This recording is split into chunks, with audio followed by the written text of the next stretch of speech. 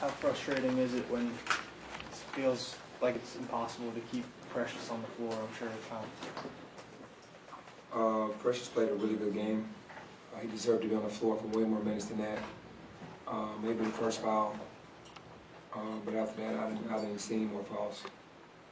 So he deserved to play more than that. Did you get an explanation on the flagrant foul? Yeah.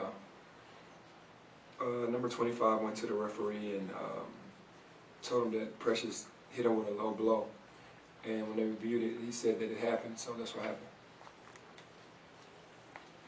Is it oversimplifying to just say that Precious being limited to 19 minutes sort of explains the outcome? You definitely can say that. I mean, I think he dominated the game in 19 minutes. It was 17-7 and 6 or 7 from the floor. That was very devastating for our team. Felt like when he picked up that second foul and went to the bench, the flow just seemed to be off at that point. Yeah, we've taken athleticism, our best player, rebounding, shot blocking, off the floor. That second foul, I just saw it as a good block. But the ref has to make a decision. He made the decision to call it, and guys got to come off the bench and be ready to play. You've seen them twice now. What is it that SMU does when they step on the court and they shoot at us? Well, what they did really good in Memphis was they drove the ball, drove the lanes, and made big winning plays in the second half. Isaiah Mike, Tyson Jolly got going, and then of course Kendrick Davis ran the show and did a good job in Memphis. Today, I really couldn't tell you. Penny, was there a reason why Isaiah didn't warm up before the game?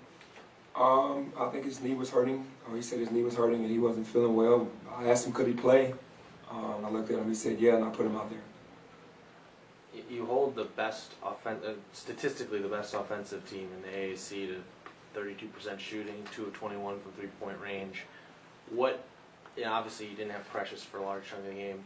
Offensively, when he wasn't out there, what wasn't working for you guys? Just having a go-to guy that was consistent. You bring Malcolm in. Malcolm isn't 100%. Lance is really playing out of position. I mean, guys just have to make plays. When you're going to get into foul trouble some games, but when your best player gets into foul trouble, other guys have to like band together and do it as a group, and we just didn't do that. It was tough. With DJ being out, that's tough when Precious goes out with foul trouble. Other guys just have to step up. For either one of you guys, just describing the mood of the team, the scene in the locker room after tonight's game. I mean, do you guys feel particularly deflated after this or disappointed after this game? I think angry more so than deflated. We let an opportunity pass by that we should have taken care of. We did not come out with the same fire tonight that we did against Houston, which is disappointing as a coach. And we need everybody to step up. We have to do everything by committee now, especially when Precious goes out. The rest of the guys on the floor have to come together, and we didn't do that. But in the locker room, it's more anger. We just got to get our acts together and understand that this is not going to be easy. Just because we beat Houston, the season isn't over, and keep pushing. But it does help, with the Precious on the floor when he goes off the floor. That puts us down an extra man. I mean, we're already short right now. SMU's coach always talks about how if they win a close game, the next game is extremely hard, like you said, to get that energy back. Lester, did you feel any kind of, not necessarily you personally, but for your team, sort of a hangover from the Houston game, or just what was the difficulty with getting that energy back from that you had in your win over Houston?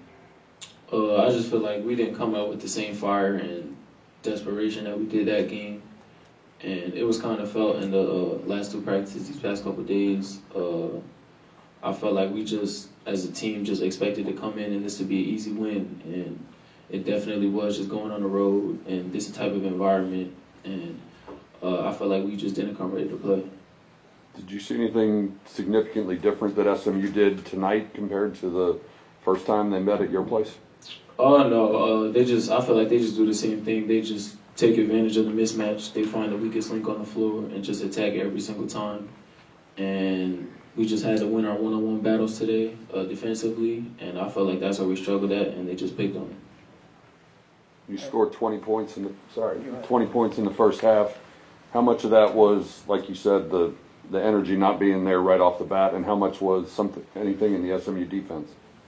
I felt like it was really just self-inflicted wounds on ourselves. I feel like it really wasn't anything to do with their defense. I don't know how many turnovers we had, but we definitely had a lot of turnovers in the first half. And with Precious being out in foul trouble, that hurt too. And we just didn't execute. Penny, where's the mindset of this team need to be for the final 3 games? It needs to be, being more desperate or playing desperate every game. It's a young team, so you try not to put a ton of pressure, but the pressure's here now. We need to win out. We need to, I've said it before to the coaches, but to us, our mentality is to do that. And just piggybacking off what Lester said, what SMU does well when they go small, when they put Isaiah at the 5, is that they switch everything and they play passing lanes. But we passed up he had Boogie and Lester for sure passed up like maybe 9 open shots to dribble into the defense, and you can't do that against SMU. You got to take those shots that you have.